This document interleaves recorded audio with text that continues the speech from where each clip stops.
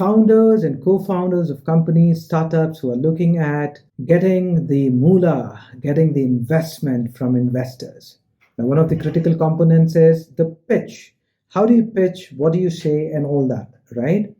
Now, most of us fail to get the investment. One of the mistakes that we commit is called illusion of pitch mastery. That is what I call it.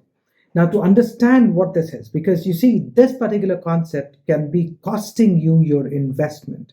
So you may want to make notes. You may want to, discuss these ideas with your people around, right? With your friends, with your colleagues, and see how you can work around it and make things happen. This is a concept that I haven't heard anybody talk about. All right, so let's get started. Illusion of pitch mastery. To understand this, the first thing that you and I need to understand is a concept called the illusion of mastery. What psychologists say is, when a person keeps practicing something over a period of time, starts developing this belief that he has mastered that particular activity or that particular thing, right? But then in reality, he wouldn't have mastered it.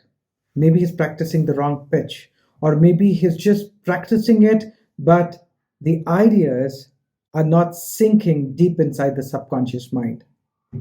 The ideas are not getting into his body memory. All right, he's not becoming one with the ideas. So, but then because the person has practiced this over a period of time, again and again and again, because you see, a lot of people give you this advice. You want to better your pitch? Practice it. Practice it in front of the mirror. Practice it in front of your girlfriend. Practice it in front of your boyfriend. Practice it in the car. Practice it while you're traveling. Practice, practice, practice. Now, you see, that can help you to some extent. Maybe you've already tried it, but then you aren't seeing results. Maybe because you suffer from this illusion of pitch mastery. What is an illusion? It's an assumption that we believe in. We end up having a conviction that what we think is right. And the moment that happens, you start protecting your limiting belief where you have believed that you have mastered your pitch. The moment you start believing that, you start protecting it. And the moment you start protecting it, you wouldn't do anything to work on it. Now, you see, when that happens, the one thing that you need to understand is, what is a good pitch? How would you determine if your pitch is right or if your pitch is not right? The only way to find out is to understand that your pitch is directly proportional to the investment that it brings in. If your pitch is getting the investment that you desire, then you're fine. You're all good to go. But then if it is not getting you the investment, it's time to question your assumptions, your illusions. Now, how do you do that? I've written down a few points before I started shooting this video. And you see, the first thing that you may want to do is you may want to develop an attitude of a learner. You may want to become a learner. That is, start having an open mind. It's also called the growth mindset and all that, right? So open mind. But how do you have an open mind? The first thing that you do to have an open mind is don't get obsessed with your ideas.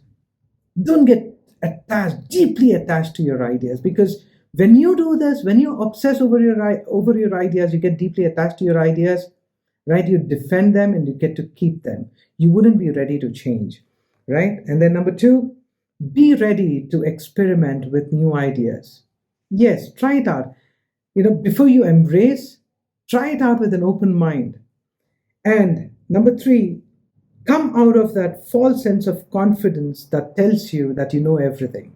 A lot of people develop this false sense of confidence. It stems from the attitude that they feel that they know everything. And then come out of this low self of confidence that tells you that you don't know much or you don't know anything. This is also dangerous.